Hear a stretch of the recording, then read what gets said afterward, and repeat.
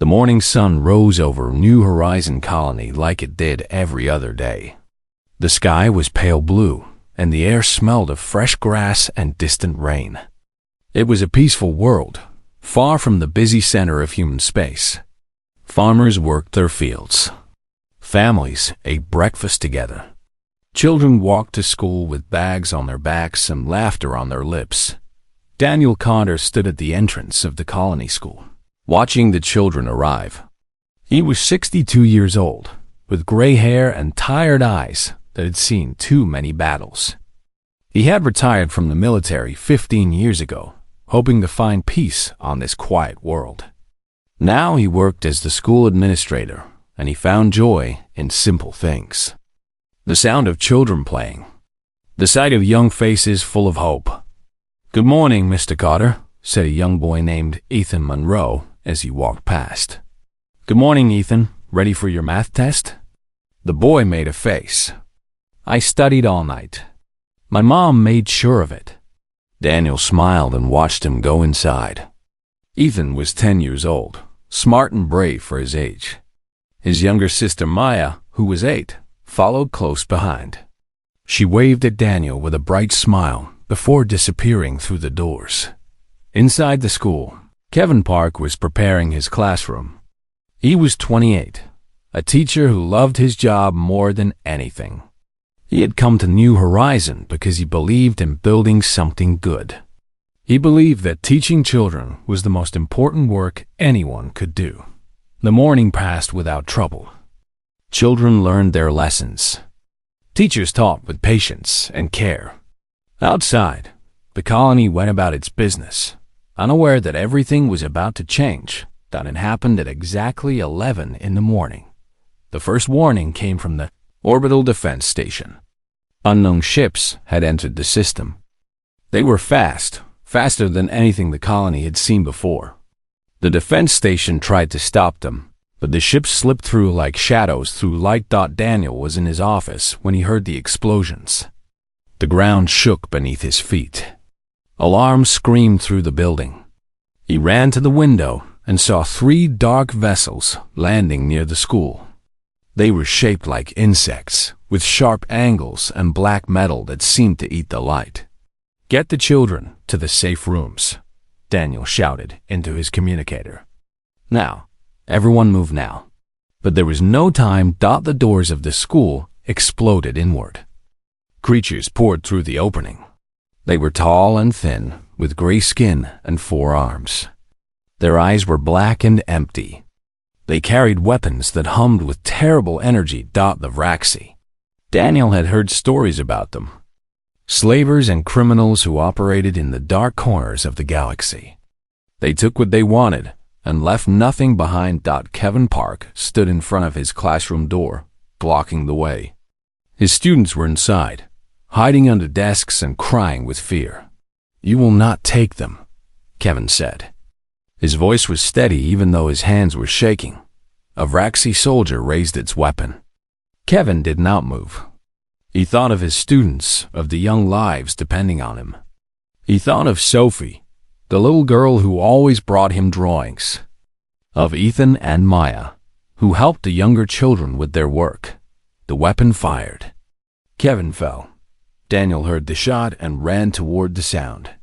He found Kevin lying in the hallway, his eyes staring at nothing. The classroom door was open. The children were gone. Rage filled Daniel's heart. He grabbed a fire extinguisher from the wall and swung it at the nearest Vraxi.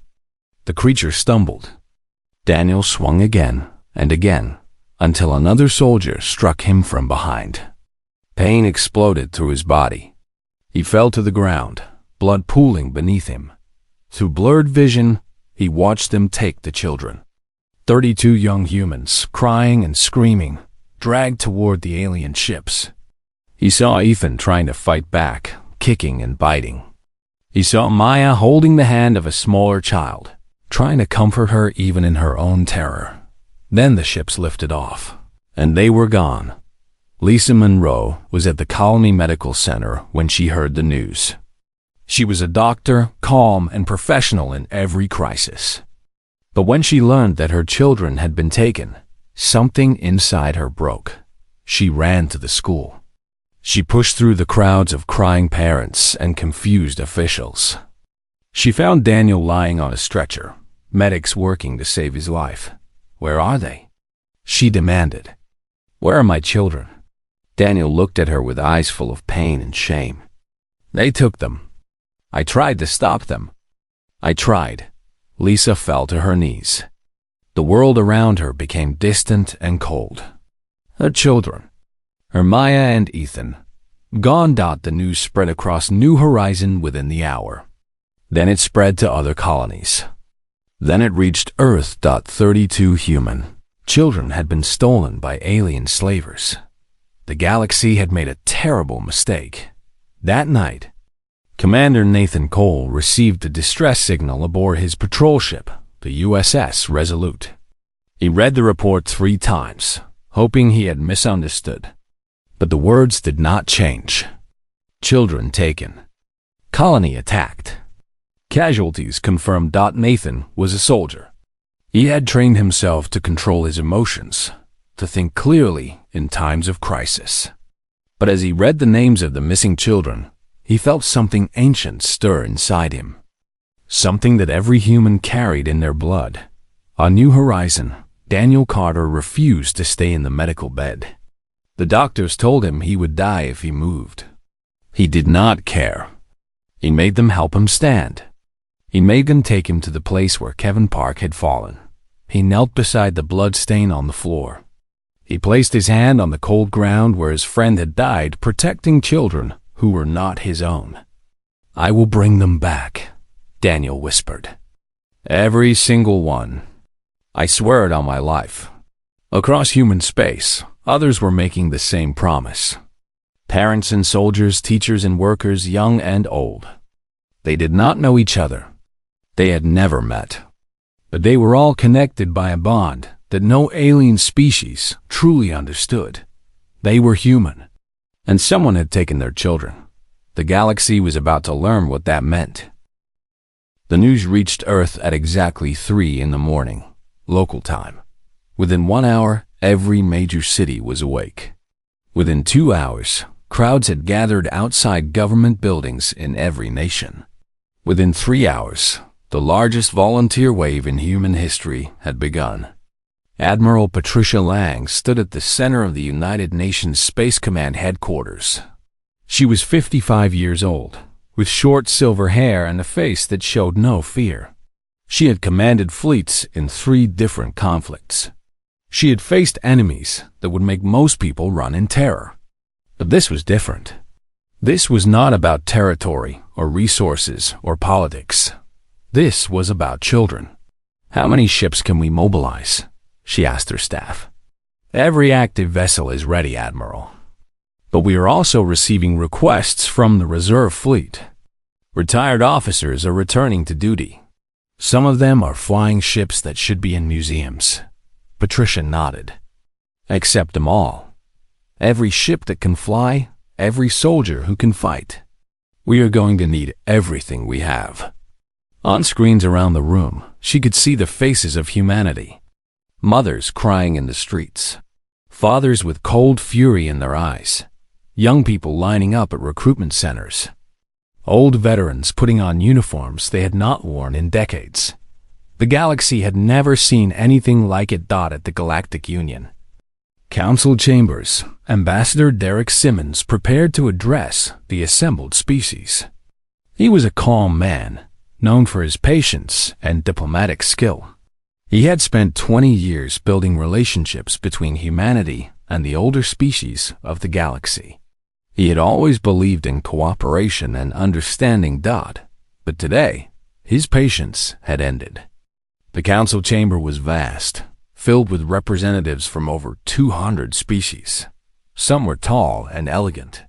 Others were small and strange. They came from worlds of ice and fire, from planets of endless ocean and eternal night.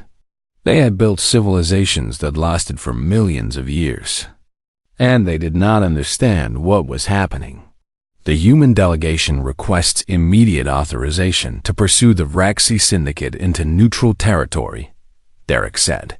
His voice was steady, but his eyes burned with quiet rage.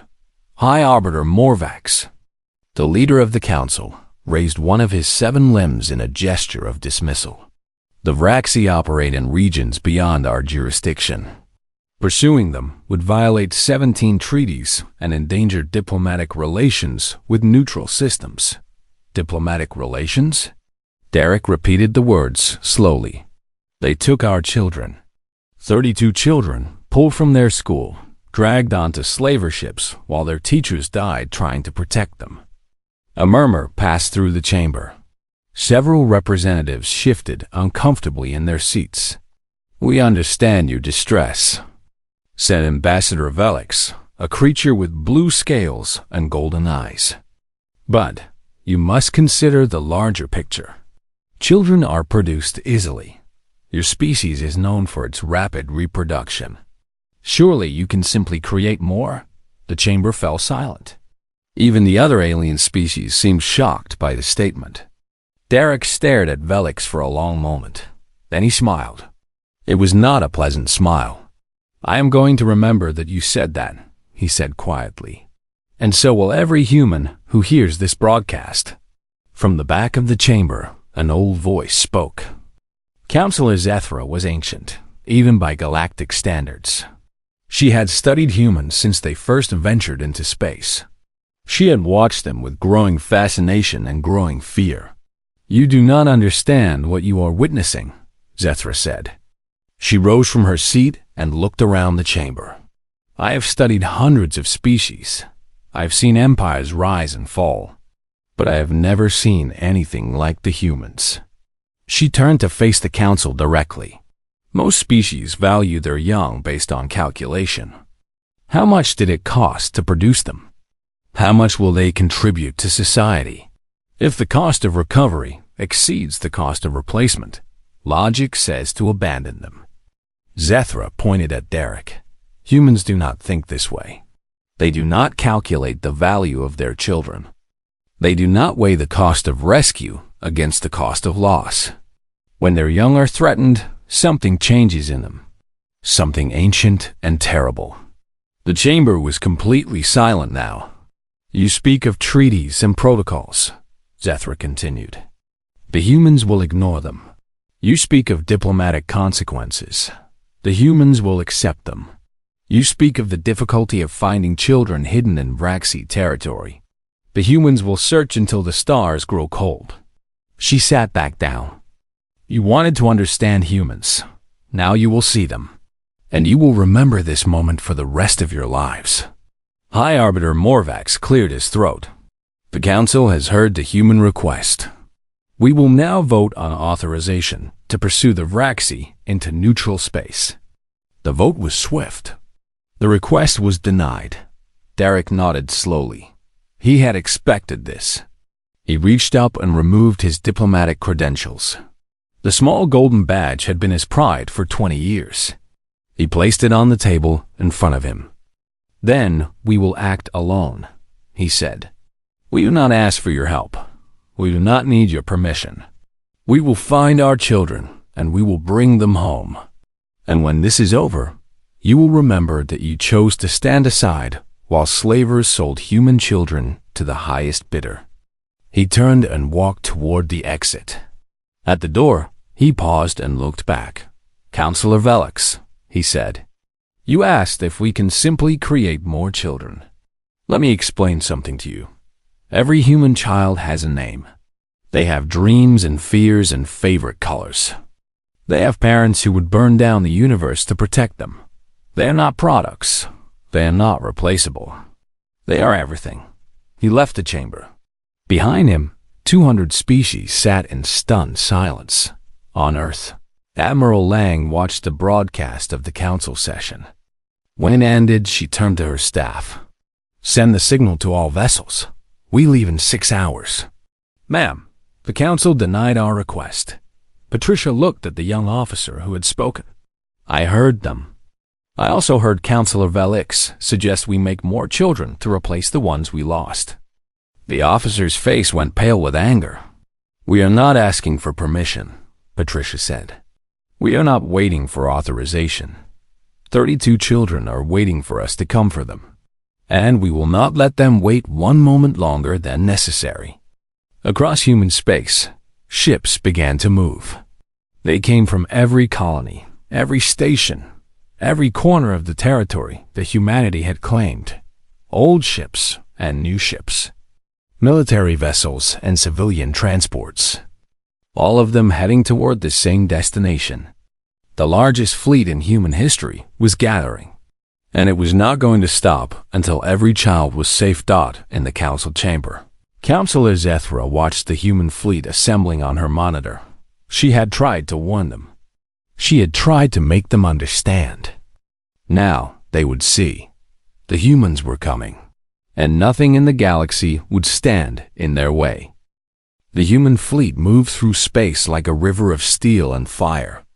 300 ships, ranging from massive carriers to small patrol vessels.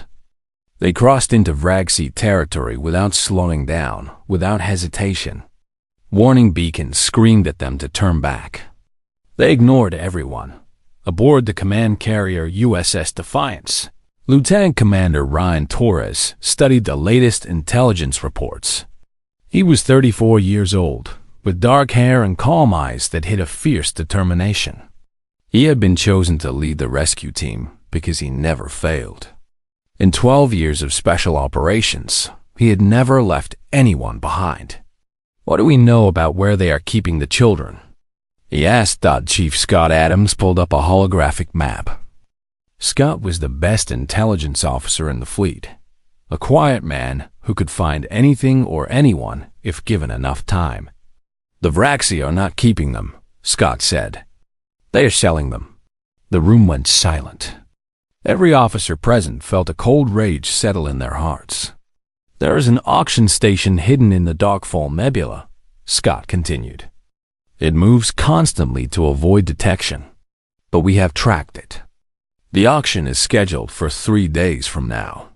"What are they selling our children as?" Ryan asked. Scott hesitated.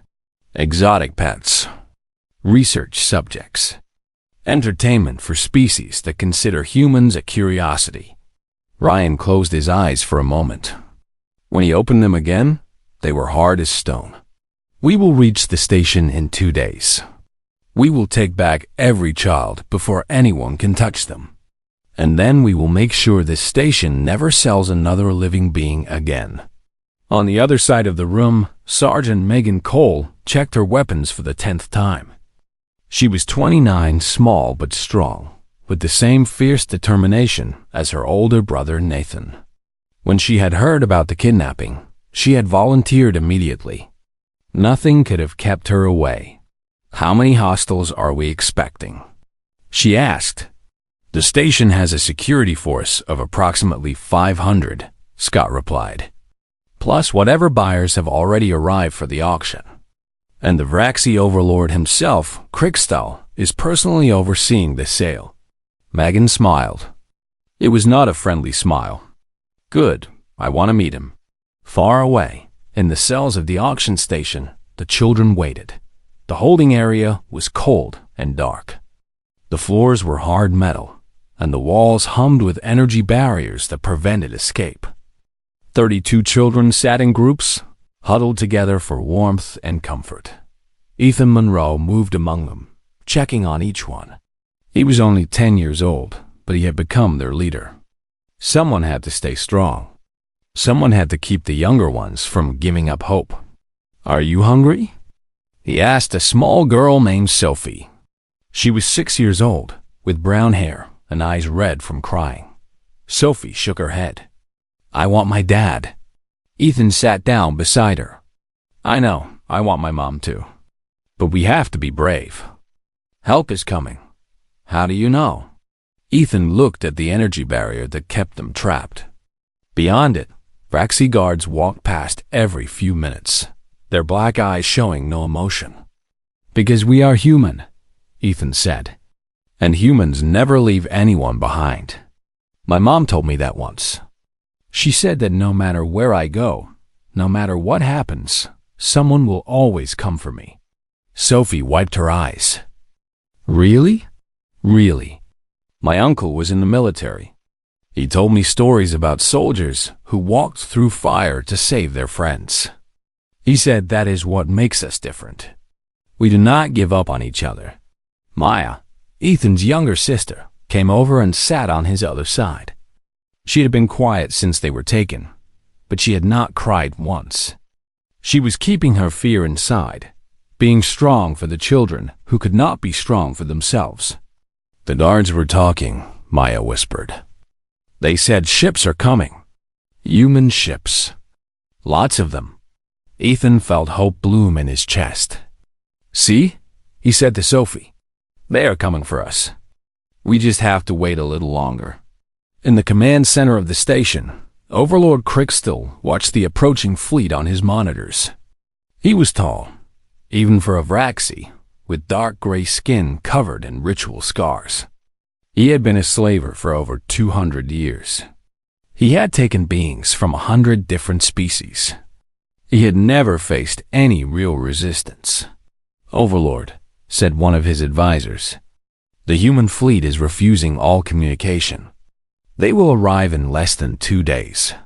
"Let them come," Crickstill said. "They cannot attack while we hold their young. They will negotiate. They will offer payment. In the end, they will give us what we want."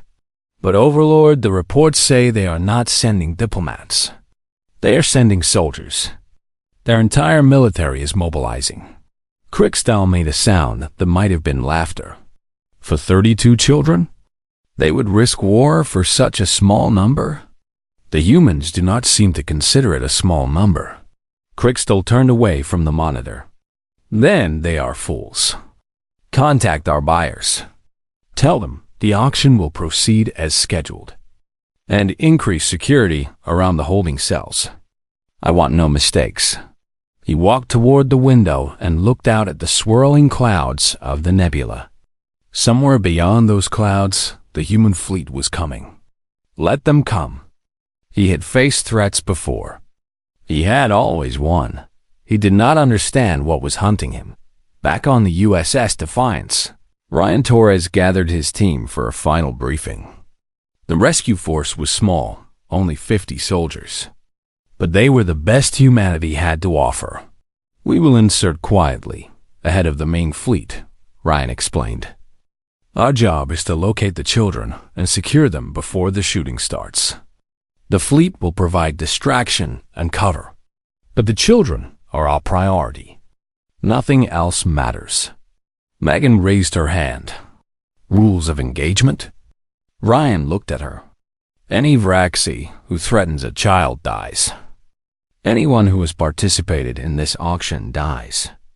Anyone who tries to stop us dies. Is that clear enough?" The room nodded as one. "One more thing," Ryan said. "Those children have been through hell. They are scared and alone, and they have been told that no one is coming for them.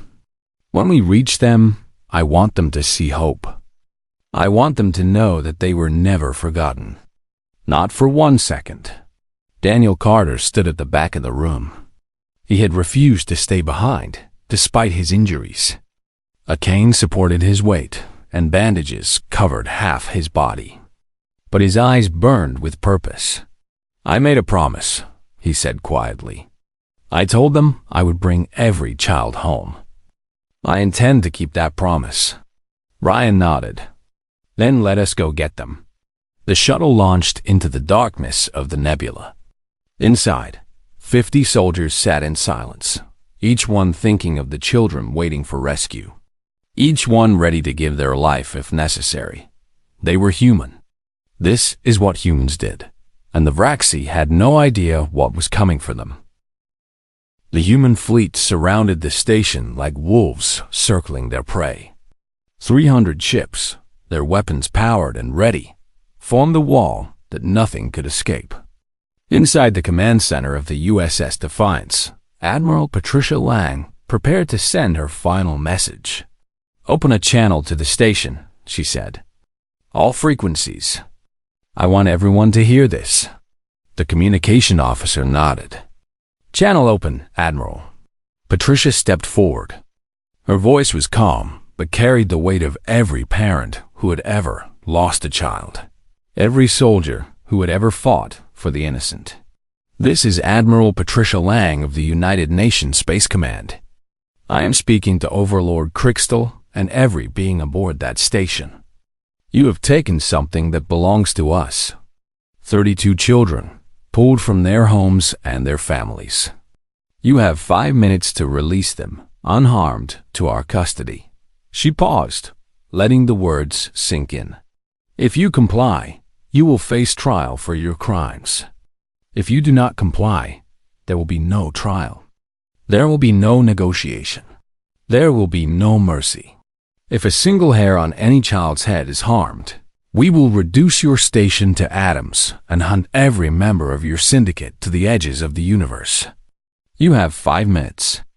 Use them wisely." The channel closed. The fleet-weighted dot on the station. Overlord Crystal stared at the human fleet with growing unease. He had expected them to negotiate. He had expected offers of payment, discussions of terms. He had not expected this cold certainty, this absolute refusal to play by the rules he understood. "They are bluffing," he said, but his voice lacked conviction. "Overlord," his advisor said carefully, "perhaps we should consider releasing the children. The profit from this auction is not worth." "No." Crystal turned from the window. "They will not attack while we hold their young. It is basic strategy. Bring one of the children to the communication room. We will show them what happens when they threaten us." The advisor hesitated. "Overlord, I strongly advise against. Do it." 2 guards left to retrieve a child. They never reached the holding cells. Ryan Torres and his team had already breached the station. They moved through the corridors like shadows, taking down guards before they could raise an alarm. Megan Cole led the forward squad, her weapons silent and deadly. "Hostiles approaching the holding cells," Scott Adams reported through their earpieces. He was monitoring the station's internal sensors from outside. 2 guards moving fast.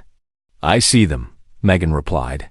She stepped out of the shadows just as the guards rounded the corner. 2 shots, perfectly placed. The guards fell without a sound.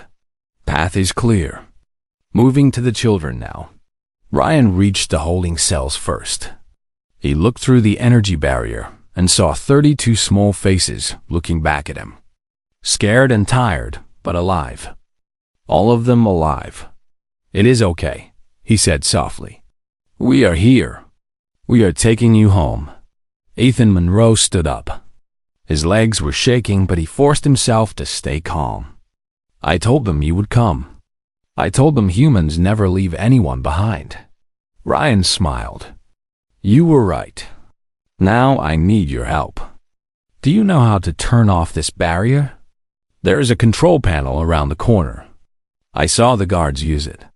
"Good boy. Megan, find that panel." Megan moved quickly.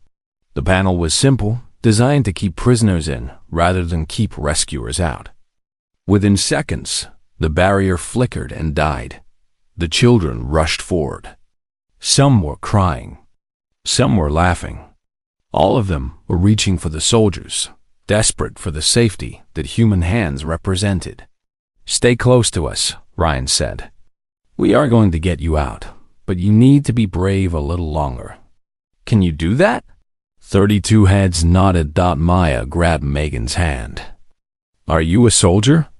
Megan knelt down to look at her. "I am. And I am not leaving without you. I promise." The alarm sounded just as they reached the main corridor. Crystal had realized what was happening. The station security forces were converging on their position. "Contact," Ryan reported. "Multiple hostiles incoming. We need to move now." The battle that followed would be remembered for generations. 50 human soldiers fought against 500 Raxi guards. They were outnumbered, outgunned, and fighting in unfamiliar territory. They should have been overwhelmed within minutes. They were not. The humans fought with a fury that the Vraxi had never seen. They did not retreat. They did not hesitate. Every shot was precise. Every movement calculated to protect the children in their midst. Megan carried 3 small children in her arms while providing covering fire. Daniel Carter, despite his injuries, held the rear guard with nothing but a pistol and iron will. Ryan led the group through a maze of corridors, always one step ahead of the enemy. Ethan guided them through a shortcut he had memorized during his captivity. A maintenance tunnel, too small for the Vraxi, but perfect for children and soldiers willing to crawl. "How did you know about this?" Ryan asked as they emerged near the shuttle bay. "I watched everything," Ethan said. "I knew someone would come. I wanted to be ready." The shuttle bay was heavily guarded, but the main fleet had begun its assault. The station shook with explosions as human ships targeted weapon systems and shield generators. In the chaos, Ryan's team broke through the last line of defense. The children were loaded onto rescue shuttles, each one surrounded by soldiers who would die before letting them be taken again. As the shuttles launched, Megan looked back at the station. "What about Crystal?" "The Admiral wants him alive," Ryan said. "For trial." Daniel Carter limped forward. "I will find him. You can barely walk." Daniel looked at him with eyes that burned with cold fire. "I made a promise. I am keeping it." He disappeared back into the station before anyone could stop him. Crystal was trying to escape when Daniel found him. The Overlord's shuttle was powering up, ready to flee into the nebula. He never reached it. Daniel stepped out of the smoke and shadow, his pistol raised. Crystal froze. "You took them from their school," Daniel said. "You took them from their parents. You were going to sell them like animals." "I can offer you payment," Crystal said quickly. "Name your price." "Anything you want." "I want Kevin Park back." "Can you give me that?" "Can you bring back the young man who died protecting children who were not even his own?" Crystal had no answer. "I did not think so." Daniel did not kill him. He wanted to. Every fiber of his being screamed for revenge. But he thought of the children, of their faces when they saw the soldiers come for them. They needed to see that humans were better than this, that justice meant more than vengeance. He lowered his weapon. "You will face trial. You will answer for every child you have taken, every life you have destroyed. And you will spend the rest of your existence knowing that you were beaten by the species you thought you could exploit." Security teams arrived moments later. Crystal was taken into custody, his empire in ruins around him. On the rescue shuttle, Lisa Monroe watched her children appear on the video screen. Maya and Ethan, tired and scared but alive. Her babies were coming home. She collapsed into a chair, tears streaming down her face. Around her, other parents were experiencing the same moment. The same impossible joy. They had done it. They brought them all home. Every single one. 1 month had passed since the rescue. The wounds were beginning to heal, though the scars would remain forever. New Horizon Colony had changed. The school had been rebuilt, stronger than before. New security systems protected the skies. But more importantly, the people had changed. They had seen the worst that the galaxy could offer, and they had survived. The memorial service was held on a clear morning, with the whole colony gathered to remember those who had been lost. Kevin Park's name was carved into a stone monument, along with the names of the other defenders who had given their lives. Daniel Carter stood before the crowd. He leaned on his cane, his body still recovering from his injuries. But his voice was strong. Kevin Park was 28 years old, Daniel said. He came to this world because he believed in building something good. He believed that teaching children was the most important work anyone could do. And when the enemy came for his students, he did not run. He did not hide. He stood in front of that door, and he gave his life so that others could live. Daniel paused, looking out at the faces before him. Parents holding their children close. Teachers with tears in their eyes. Soldiers who had fought beside him in the rescue. We are here because of people like Kevin. People who see something worth protecting and refuse to let it go. The galaxy tried to take our children. They failed. They failed because of every person who refused to accept that failure was possible. He raised his hand toward the sky. Up there, other species are watching us. Some of them still do not understand what happened. They see our numbers, our technology, our military strength. But that is not what saved our children. What saved them was something they cannot measure, something they cannot calculate. His voice grew soft but carried to every ear. Love. Simple, stubborn, unbreakable love. The kind that makes a young teacher stand in front of a door. The kind that makes a wounded old man refuse to stop fighting. The kind that makes a 10-year-old boy lead his friends through darkness because he believed help was coming. Daniel looked at Ethan Monroe, who stood with his mother and sister in the front row. Ethan, you were right to believe. You kept those children alive with your courage. Kevin would have been proud of you. Ethan nodded, his eyes wet but his back straight. We will never forget what happened here, Daniel concluded. And we will never let it happen again. Not to our children. Not to anyone's children. The crowd stood in silence as the names of the fallen were read aloud. Then, one by one, they moved forward to place flowers at the base of the monument far away. In the chambers of the Galactic Council, a different kind of gathering was taking place. Ambassador Derek Simmons had returned. His diplomatic credentials had been restored, not because the Council wanted to restore them, but because they had no choice. Humanity had shown the galaxy something new, something that could not be ignored. Councillo, Argithra addressed the assembly. Her voice, old and wise, filled the chamber. We have witnessed something rare in these past weeks, she said. A species acting not out of calculation, but out of principle. The humans did not weigh the cost of their rescue mission against its benefits. They did not consider the political consequences of their actions. They simply refused to abandon their young. She turned to face the other delegates, many of whom had mocked the humans during the crisis. This council denied them permission to act. We cited treaties and protocols, rules designed to maintain order. And the humans ignored us. They did what they believed was right, regardless of our approval. Councillor Velix shifted uncomfortably in his seat. His words during the crisis had spread across the galaxy. No human would ever forget what he had said about replacing children. Some of you see this as a threat, Zithra continued. A dangerous species that refuses to follow rules. But I see something different. I see a reminder of what we have lost.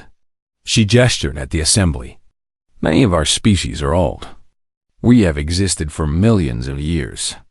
We have learned to calculate, to compromise, to accept losses for the greater good. But somewhere along the way, we forgot why we wanted to survive in the first place. Her eyes found the human delegation. The humans have reminded us. They have shown us that some things are worth fighting for without calculation. Some things are more important than treaties and protocols. Derek Simmons rose to speak. His voice was calm, but it carried the weight of everything humanity had experienced. We did not come here to threaten anyone, he said. We came here to propose something new. A simple agreement. From this day forward, any attack on children of any species will be met with a unified response from all members of this council. The chamber murmured. Such an agreement was unprecedented. The Vraxi took human children because they believed no one would stop them, Derek continued. They were wrong. But they also took children from other species. Children from worlds whose governments were too weak or too afraid to fight back. He looked around the chamber. No more. If this council stands for anything, let it stand for this. Let it stand for the protection of the innocent. The vote was not unanimous, but it passed. The Children's Accord, as it came to be known, was signed by 180 species. It was the first law in galactic history that put the protection of children above all other considerations. On a prison world at the edge of human space, Overlord Crick still sat in his cell. He would spend the rest of his life there, surrounded by beings he had once thought beneath his notice. Humans. They had destroyed everything he had built with nothing but their stubborn refusal to abandon their young. He still did not understand them. He never would. Back on New Horizon, life continued. The children returned to school, taught by teachers who understood now, more than ever, the importance of their work. Parents held their little ones a bit tighter. Neighbors looked out for each other with renewed purpose. Lisa Monroe sat on her porch, watching Maya and Ethan play in the yard with their friends. The nightmares were fading. The laughter was returning. Her children were healing. Daniel Carter walked up the path and settled into the chair beside her. His injuries had healed as much as they were going to heal. He would carry a cane for the rest of his life. He did not mind. How are they doing? He asked. Lisa watched her children. Ethan was organizing a game, leading the others with the same quiet confidence he had shown in the cells of the auction station. Maya was helping a younger child tie her shoes, patient and kind. "They are strong," Lisa said. "Stronger than I thought possible." Daniel nodded. They had to be. They did not have a choice. Do you think it will happen again? Do you think others will try to take our children? Daniel thought about the question. He thought about the fleet that had assembled in hours, the soldiers who had fought without hesitation, the galaxy that had watched in stunned silence. "Maybe," he said. "But if they do, they will remember what happened to the last ones who tried. And they will think twice." In the yard, Sophie ran up to the porch. She was the same little girl who had cried in the cells, asking for her father. Now she was laughing, her face bright with joy. "Mr. Carter, Ethan says you were in the rescue. Is that true? Were you really there?" Daniel smiled at her. "I was there. What was it like?" He looked at the children playing in the yard, at the rebuilt school, at the sky that had once brought terror but now held nothing but clouds and sunlight. "It was the most important thing I have ever done," he said. "And I would do it again in a heartbeat." Sophie grinned and ran back to her friends. Daniel watched her go. Lisa reached over and took his hand. "Thank you," she said quietly, "for bringing them home." Daniel did not answer. He did not need to. The stars shone overhead, the same stars that had witnessed humanity's fury and humanity's love. Somewhere out there, other species were telling stories about what had happened. Stories about the humans who had defied a galaxy to save their children. Those stories would be told for generations. And the lesson they taught would never be forgotten. Do not touch their children. The humans will always come.